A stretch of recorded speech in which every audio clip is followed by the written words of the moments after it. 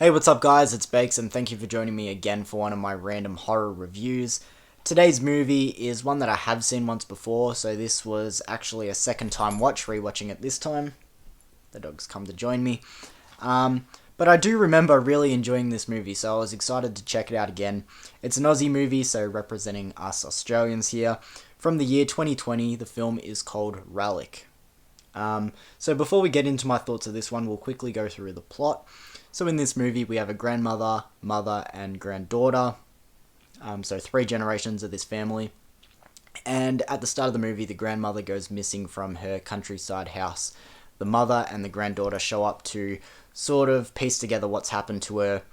Try and figure out where she's gone. She ends up finding her way back home. That's not a spoiler, but she ends up coming back. And now they're trying to piece together where she went, what happened to her, and also the grandmother is acting quite different, so they're trying to figure out the go with that. So, leaving the plot there now, and let's get into my thoughts of 2020's Relic. So to start off my thoughts with this one, first of all, I really like the vibe and the feel of this movie. There's lots of soft colours being used and shadows and lighting that really works in this movie's favour, and as I said, really fits the vibe. It makes the movie feel very bleak, almost depressing. Maybe the best way to describe it is like melancholic. But as I said, it just suits the film very, very well, and I really like the vibe of it. I also really like the setting. It's very familiar. Obviously, I'm Australian.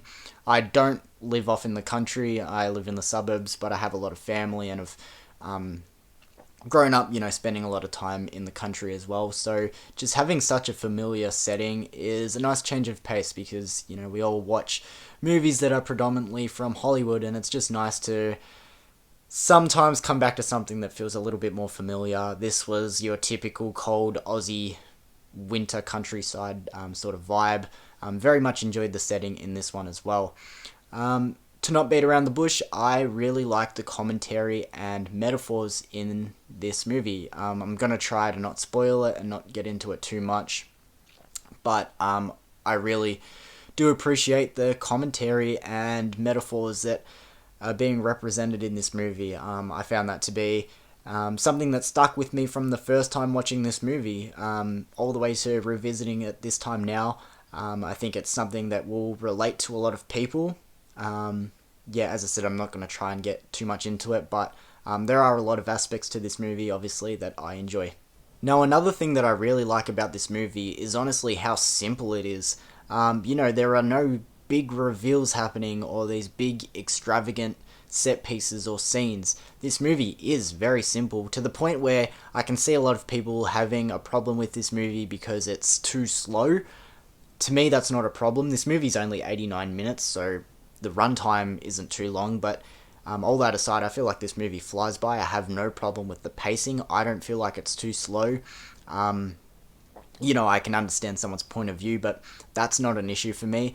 This movie just really is as simple as trying to figure out is something more sinister going on, as in supernatural activity, or something a bit more disturbing, or has the grandmother just gotten to a point where mentally she's just not fully there anymore, and you're dealing with metaphors and commentary on that. That's pretty much what we're going with in this movie. It's very simple, but I just feel like it really does work. Something that I feel like makes that work is 3 great performances from our 3 leads, and I mean really great. When I try and think of a standout between the 3 actresses that we have here, I'm thinking of scenes, and then I think of another one and I go, no, she was really good, and then I think of another one and I go, she was really good.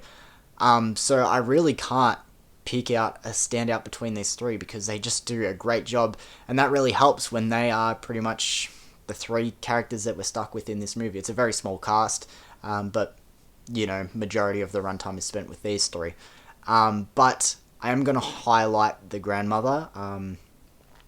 I can't find the actress's name here on the back, but when she wants to be creepy, man, she is really creepy, and she can be like really intimidating as well. She's meant to be like this old fragile grandmother, but when she wants to turn it on, she fucking goes for it.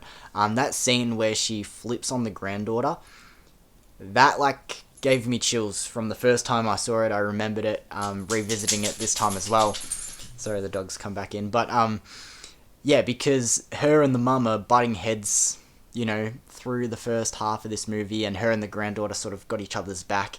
But when she first flips on her, it's just one of those like, whoa, is something a little bit darker going on here? But yeah, I just think really well acted from all three of our leads here. Now, as I said, this movie is simple, and I enjoy it for the fact that it is relatively a simple movie, but I don't want anyone to think that they're going to be bored with this movie or they're not going to get anything out of it just from what I've said, because honestly, there is a lot that sticks with me from this movie. As I said, the commentary and the metaphors is one, but also the scenes. From the first time watching this movie, that's why I said I was so excited to check this one out again. That scene, I'm trying to not get too much into spoilers, but where the granddaughter is sort of thrown into that labyrinth within the house. Read into that as you will, because, there's a bit of... I'm not going to get into it there, but I think that scene is incredible because it puts you into someone else's mindset. I'm sure if you've seen this movie, or if you go and check it out and look back at what I've said in this review, you can piece together what I mean. I just think that scene is really fucking good.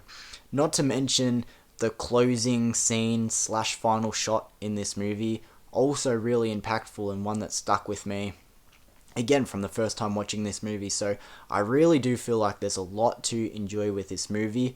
It's a shame not a lot of people talk about this movie or have seen it. I looked at a few people's reviews, and it seems like people didn't hate it, they just thought it was okay. I think it's much better than okay. I really enjoy this movie.